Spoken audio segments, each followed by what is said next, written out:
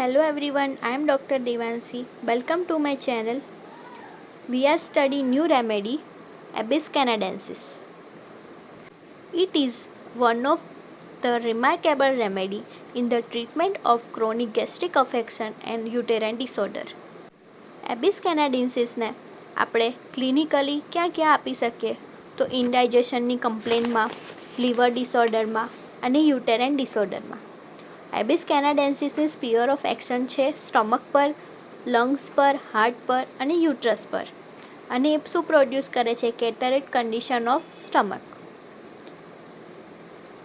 હવે આપણે વાત કરીએ એના ગાઇડિંગ સિમ્ટમ પર.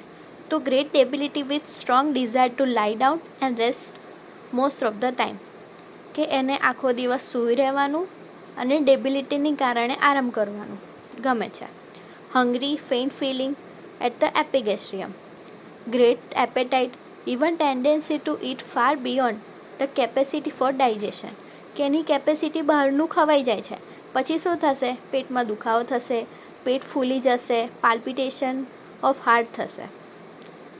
Craving for meat, pickles, radishes, turnips, coarse food એ બધું પિક્યુલર છે.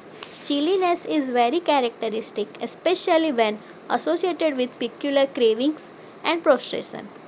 A remedy for uterine displacement with sore feeling at fundus of uterus, relieved by pressure. આ રેમેડી 5 માર્કના ક્વેશ્ચનમાં પૂછી શકે છે, એટલે ગાઇડિંગ સિમ્ટમ તો આપણને યાદ હોવા જ જોઈએ. પર્ટિક્યુલર્સ આપણને વાઇવામાં પૂછી શકે, કાં તો 2 માર્કના ક્વેશ્ચનમાં પૂછી શકે. તો સ્ટમકમાં શું આપ્યું છે કે gastric symptoms R most prominent symptoms to guide us in our selection of Abies canadensis. There is canine hunger. તો એના કારણે શું થશે કે માણસ વધારે ખાઈ લેશે, એનાથી એને sort of fainting feeling at the epigastrium.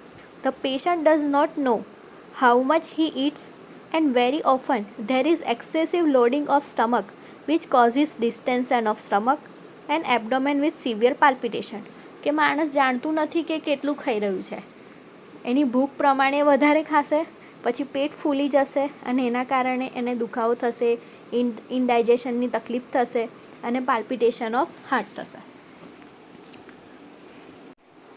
હવે વાત કરીએ ફિમેલ જેનેટલ ઓર્ગન્સની. તો uterine prolapsus with sore feeling at fundus of uterus, relieve by pressure, prostration, wants to lie down all the time, she thinks worms is soft and feeble. Thank you for watching.